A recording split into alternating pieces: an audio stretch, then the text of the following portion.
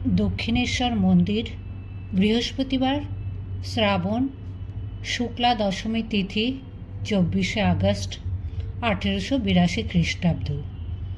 আজকাল ঠাকুরের কাছে হাজরা মহাশয় রামলাল রাখাল থাকেন। রামলাল ঠাকুরের ভাতুষপুত্র। কালীবাড়িতে পূজা করেন। ঠাকুর সহাস্য বদন। মাস্টারকে বলছেন, আর দু একবার ঈশ্বর বিদ্যাসাগরকে দেখা প্রয়োজন। চালচিত্র একবার মোটামুটি এঁকে নিয়ে তারপর বসে বসে রং ফলায়। প্রতিমা প্রথমে 1 মেটে, তারপর 2 মেটে, তারপর খড়ি, তারপর রং পরে পরে করতে হয়। ঈশ্বর বিদ্যাসাগরের সব প্রস্তুত, কেবল চাপা রয়েছে। কতগুলি সৎ কাজ করছে, অন্তরে সোনা চাপা রয়েছে। অন্তরে ঈশ্বর আছেন, জানতে পারলে সব কাজ ছেড়ে ব্যাকুল হয়ে তাকে ডাকতে ইচ্ছা হয়। অন্তরে কি আছে জানবার জন্যে একটু সাধন চাই। মাস্টার বলেন, সাধন কি বরাবর করতে হয়? শ্রীরামকৃষ্ণ বললেন, না, প্রথমটা একটু উঠে পড়ে লাগতে হয়, তারপর আর বেশি পরিশ্রম করতে হবে না। যতক্ষণ ঢেউ, ঝড়, তুফান আর বাঁকের কাছ দিয়ে যেতে হয়, ততক্ষণ মাঝির দাঁড়িয়ে হাল ধরতে হয়। সেটুকু পার হয়ে গেলে আর না। যদি বাঁক পার হলো আর অনুকূল হাওয়া রইল, তখন মাঝি আরাম করে বসে হালে হাতটা ঠেকিয়ে রাখে। তারপর পাল টাঙাবার বন্দোবস্ত করে তামাক সাজতে বসে। কামিনী কাঞ্চনের ঝড় তুফানগুলো কাটিয়ে গেলে তখন শান্তি। কামিনী কাঞ্চনী যোগের ব্যাঘাত। কারো কারো যোগীর লক্ষণ দেখা যায়, কিন্তু তাদেরও সাবধান হওয়া উচিত। যোগভ্রষ্ট হয়ে সংসারে এসে পড়ে। হয়তো ভোগের বাসনা কিছু ছিল, সেইগুলো হয়ে গেলে আবার ঈশ্বরের দিকে যাবে, আবার সেই যোগের অবস্থা। শটকা কল জানো? মাস্টার বলেন, আগে না, দেখিনি। শ্রীরামকৃষ্ণ বললেন, ও দেশে আছে, বাঁশ নুইয়ে রাখে, তাতে বড়শি লাগানো দড়ি বাঁধা থাকে। বড়শিতে টোপ দেওয়া হয়। মাছ যেই টোপ খায় অমনি সরাত করে বাঁশটা উঠে পড়ে। যেমন ওপরে উঁচু দিকে বাঁশের মুখ ছিল, সেই রকম হয়ে যায়। নিক্তি একদিকে ভার পড়লে নিচের কাঁটা ওপরের কাঁটার সঙ্গে এক হয় না। নিচের কাঁটাটি মন, ওপরের কাঁটাটি ঈশ্বর। নিচের কাঁটাটি ওপরের কাঁটার সঙ্গে এক হওয়ার নাম যোগ। মন স্থির না হলে যোগ হয় না। সংসার হাওয়া মনরূপ দ্বীপকে সর্বদা চঞ্চল করছে। ওই দ্বীপটা যদি আদপে না নড়ে, তাহলে ঠিক যোগের অবস্থা হয়ে যায়। কামিনী কাঞ্চনী যোগের ব্যাঘাত। বস্তু বিচার করবে। মেয়ে মানুষের শরীরে কি আছে? রক্ত, মাংস, চর্বি, নাড়ি, ভুঁড়ি, কৃমি, মুদ, বিষ্ঠা, এইসব। সেই শরীরের ওপর ভালোবাসা কেন?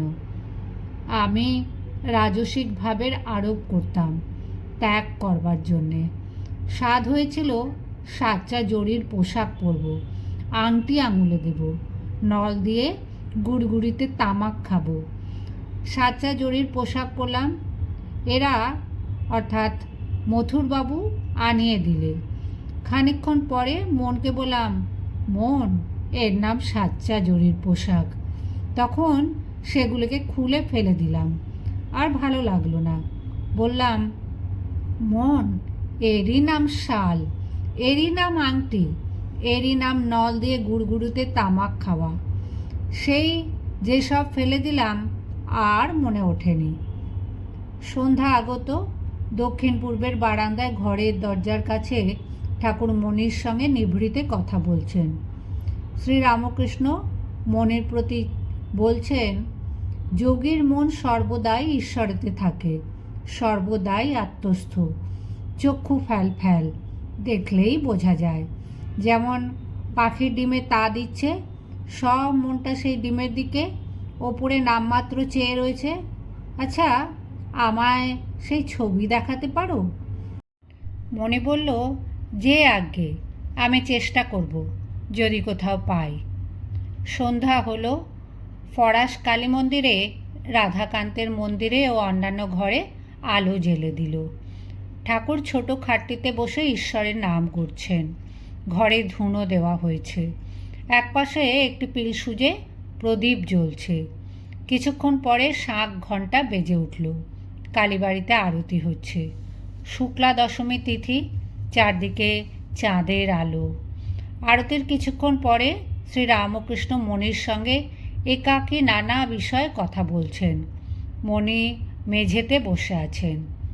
শ্রীরামকৃষ্ণ বলছেন, নিষ্কাম কর্ম করবে। ঈশ্বর বিদ্যাসাগর যে কর্ম করে সে ভালো কাজ, নিষ্কাম কর্ম করবার চেষ্টা করে। মণি বলল, আগে হ্যাঁ।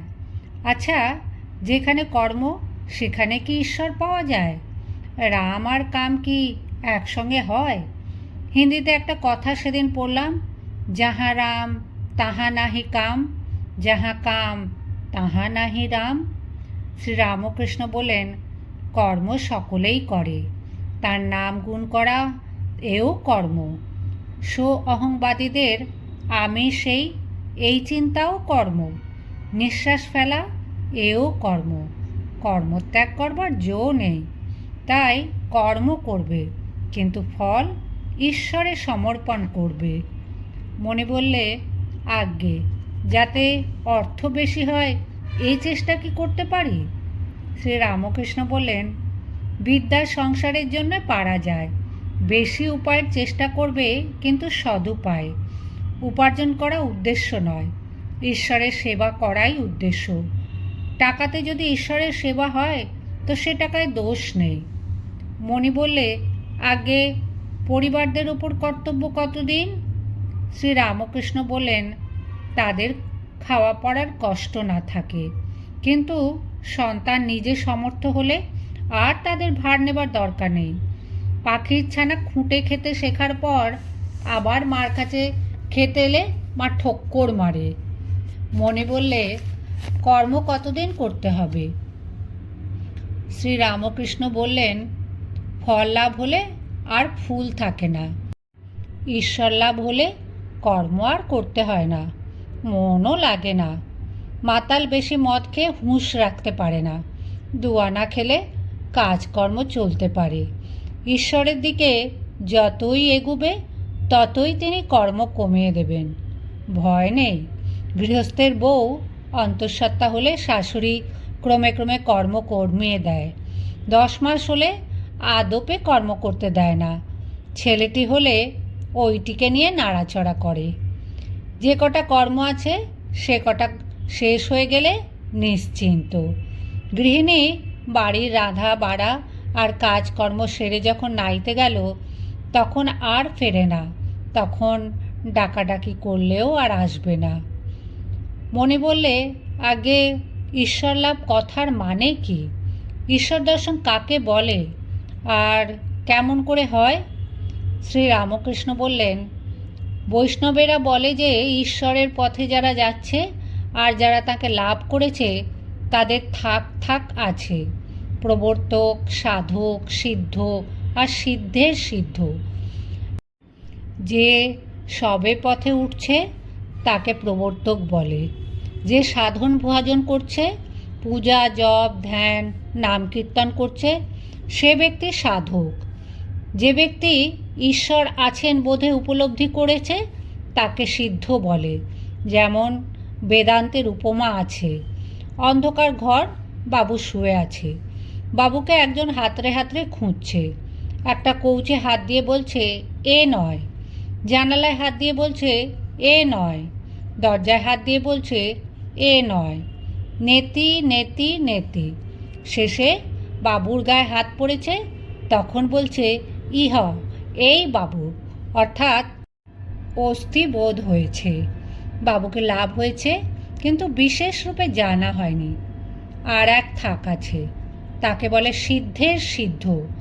বাবুর সঙ্গে যদি বিশেষ আলাপ হয় তাহলে আর এক রকম অবস্থা। যদি ঈশ্বরের সঙ্গে প্রেম ভক্তির দ্বারা বিশেষ আলাপ হয়, যে সিদ্ধ সে ঈশ্বরকে পেয়েছে বটে, যিনি সিদ্ধের সিদ্ধ তিনি ঈশ্বরের সঙ্গে বিশেষ রূপে আলাপ করেছেন। তাকে লাভ করতে হলে কিন্তু একটা ভাব আশ্রয় করতে হয়, শান্ত, দাস্য, সখ্য, বাৎসল্য বা মধুর। শান্ত হলো যেটা ঋষিদের ছিল, তাদের অন্য কিছু ভোগ করবার বাসনা ছিল না, যেমন স্ত্রীর স্বামীতে নিষ্ঠা, সে জানে আমার প্রতি কন্দর্প। দাস্য, যেমন হনুমানের, রামের কাজ করবার সময় সে সিংহ তুল্য। স্ত্রীরও দাস্যভাব থাকে, স্বামীকে প্রাণপণে সেবা করে। মার কিছু কিছু থাকে, যশোদারও ছিল। সখ্য অর্থাৎ বন্ধুর ভাব, এসো এসো কাছে এসে বসো। শ্রীরাম কৃষ্ণকে কখনো এঁটো ফল খাওয়াচ্ছে, কখনো ঘাড়ে চড়ছে। বাৎসল্য, যেমন যশোদার, স্ত্রীরও কতকটা থাকে, স্বামীকে প্রাণ চিরে খাওয়ায়। ছেলেটি পেট ভরে খেলে তবেই মা সন্তুষ্ট। যশোদা কৃষ্ণ খাবে বলে ননি হাতে করে বেড়াতেন। মধুর, যেমন শ্রীমতীর, স্ত্রীরও মধুর ভাব। এ ভাবের ভেতরে সকল ভাবই আছে, শান্ত, দাস্য, সখ্য, বাৎসল্য। মণি জিজ্ঞাসা করল, ঈশ্বরকে দর্শন কি এই চোখে হয়? শ্রীরামকৃষ্ণ বললেন, তাকে চর্মচক্ষে দেখা যায় না।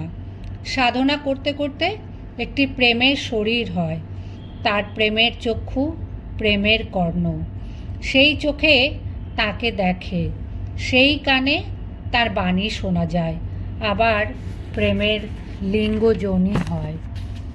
এই কথা শুনে মণি হো হো করে হেসে ফেললেন।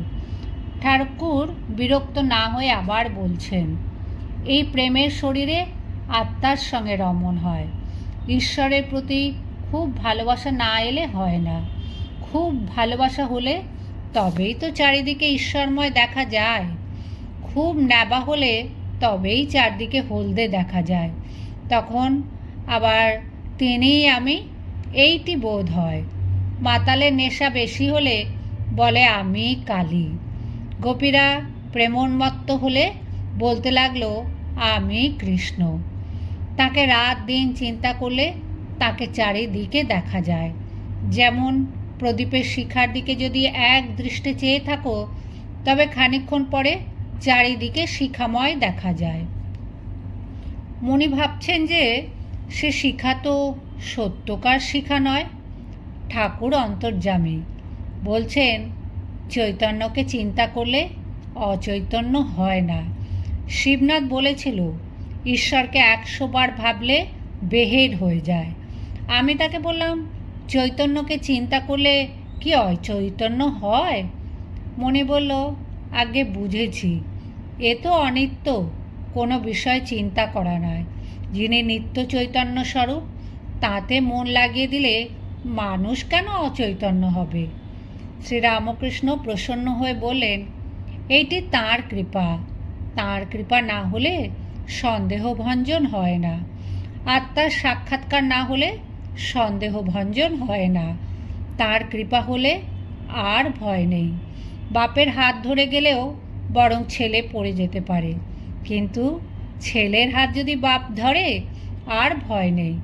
তিনি কৃপা করে যদি সন্দেহভঞ্জন করেন ও দেখা দেন, আর কষ্ট নেই। তবে তাকে পাবার জন্য খুব ব্যাকুল হয়ে ডাকতে ডাকতে, সাধনা করতে করতে তবে কৃপা হয়। ছেলে অনেক দৌড়াদৌড়ি করছে দেখে মার দয়া হয়। মা লুকিয়েছিল, এসে দেখা দেয়। শ্রীরামকৃষ্ণ বললেন, তিনি লীলায় এই সংসার রচনা করেছেন, তাই সেই শক্তিরূপিণী মার শরণাগত হতে হয়। মায়াপাশে বেঁধে রেখেছে। এই পাশ ছেদন করতে পারলে তবেই ঈশ্বর দর্শন হতে পারে। তার কৃপা পেতে গেলে আদ্যা শক্তিরূপিণী তাকে প্রসন্ন করতে হয়। তিনি মহামায়া, জগৎকে মুগ্ধ করে সৃষ্টি স্থিতি প্রলয় করছেন। তিনি অজ্ঞান করে রেখে দিয়েছেন। সেই মহামায়ার দ্বার ছেড়ে দিলে তবে অন্দরে যাওয়া যায়। বাহিরে পড়ে থাকলে বাহিরের জিনিস কেবল দেখা যায়, সে নিত্য সচ্চিদানন্দ পুরুষকে জানতে পারা যায় না। তাই চণ্ডীতে কথা আছে, মধু কৈটভ বধের সময় ব্রহ্মাদি দেবতারা মহামায়ার স্তব করছেন। শক্তি জগতের মূলাধার। সেই আদ্যাশক্তির ভেতরে বিদ্যা ও অবিদ্যা দুই আছে। অবিদ্যা মুগ্ধ করে, অবিদ্যা যা থেকে কামিনী কাঞ্চন মুগ্ধ করে, বিদ্যা যা থেকে ভক্তি, দয়া, জ্ঞান, প্রেম, ঈশ্বরের পথে নিয়ে যায়। সেই অবিদ্যাকে প্রসন্ন করতে হবে। তাই শক্তির পূজা পদ্ধতি। তাকে প্রসন্ন করবার জন্য নানাভাবে পূজা, দাসীভাব, বীরভাব, সন্তান ভাব। বীরভাব হলো অর্থাৎ রমণ দ্বারা তাকে প্রসন্ন করা। শক্তি সাধনা হলো সব ভারী উৎকৃষ্ট সাধনা ছিল, চালাকি নয়। আমি মার দাসীভাবে, সখীভাবে 2 বৎসর ছিলাম। আমার কিন্তু সন্তান ভাব, স্ত্রীলোকের স্তন মাতৃস্তন মনে করি। মেয়েরা এক একটি শক্তি রূপ। পশ্চিমে বিবাহের সময় বরের হাতে ছুরি থাকে, বাংলাদেশে জাতি থাকে, অর্থাৎ এই শক্তিরূপা কন্যার সাহায্যে বর মায়াপাশ ছেদন করবে। এটি বীরভাব। আমি বীরভাবে পূজা করিনি, আমার সন্তান ভাব। কন্যা শক্তিরূপা। বিবাহের সময় দেখনি বর বোকাটি পেছনে বসে থাকে, কন্যা কিন্তু নিঃশঙ্ক। ঈশ্বর লাভ করলে তার বাহিরের ঐশ্বর্য, তার জগতের ঐশ্বর্য ভুল হয়ে যায়। তাকে দেখলে তার ঐশ্বর্য মনে থাকে না। ঈশ্বরের আনন্দে মগ্ন হলে ভক্তের আর হিসেব থাকে না। নরেন্দ্রকে দেখলে তোর নাম কি, তোর বাড়ি কোথা, এসব জিজ্ঞাসা করবার দরকার হয় না। জিজ্ঞাসা করবার অবসর কই? হনুমানকে একজন জিজ্ঞাসা করেছিল, আজ কি তিথি? হনুমান বললে, ভাই আমি বার, তিথি, নক্ষত্র এসব কিছুই জানি না, আমি এক রাম চিন্তা করি।